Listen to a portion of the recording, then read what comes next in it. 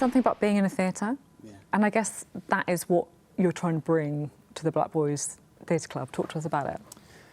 I mean, just look at this place. It feels so, like, regal and, you know, opulent.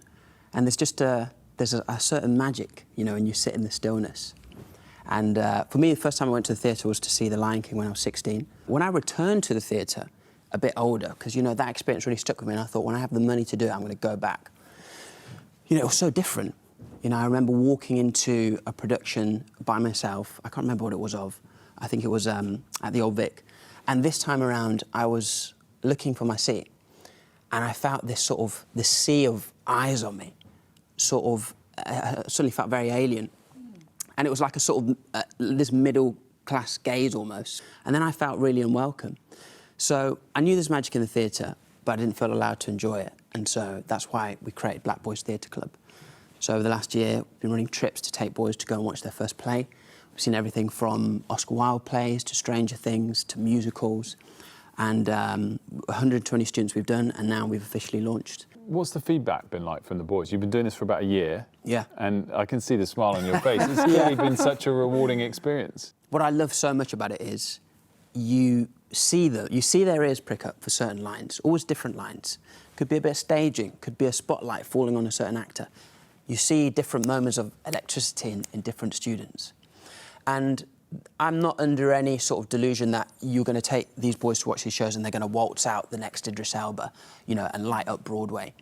It's more so just planting some sort of creative seed. Can we talk a bit about politics as well? I would love to. I love your sketches and things. And what I think is so brilliant is when you can throw some comedy in, just kind of hold the mirror up a little bit to people. When I'm making political humour, I'm trying to mirror back a feeling that we all have, so that if there is discontent there, we will go and vote, or we will sign the petition, or email our MPs.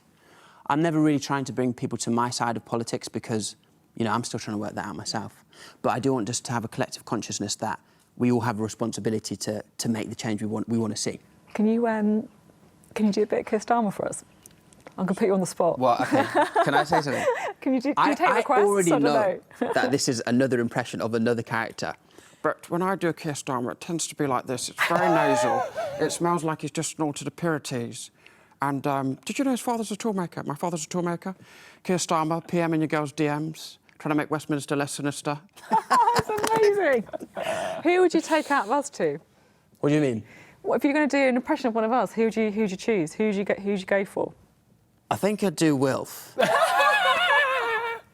Did you guys you said plan something. I promise. You said something about old media. It's just funny. You know, I've been trying to build a TikTok following. It's just not working. Have we, as a society, gone mad? That was actually quite good. What do you think? That's terrible. Yeah, we've got a new co-anchor on the show. Next interview we're booking is the best female impressionist, and I'm going to plan that out in advance. I love it. I love it. You say that you're not trying to impose your political view, that it's more about just trying to make people more engaged in politics, I guess. Sure. How do you feel about kind of politics at the minute? Because it feels to me like people are more engaged than ever in politics, right? You know, there's a lot of naysayers saying that, you know, people are switching off, et cetera, et cetera. But it feels to me that because of this kind of digital transformation, there is a hugely engaged, politically switched on audience. Correct.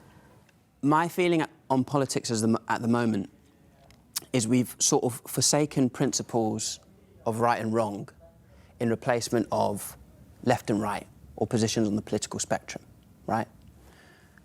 Robust measures where we would usually come together and go, that behaviour's not OK, is now being sort of framed as, oh, that's just your political opinion. You're saying that because you disagree with me politically. And it's so funny, like, just being with the boys and thinking about when you're young. If your kid's teacher phoned you up and said, your child's been stealing, they've been lying, they've been inciting violence in the classroom, you know, they've been forging results in their homework. As a parent, we would tell them that's the wrong thing. But for some reason, we've become more tolerant of it in our politicians. It makes no sense. It's been honestly great to talk. Thank you so much for giving your time.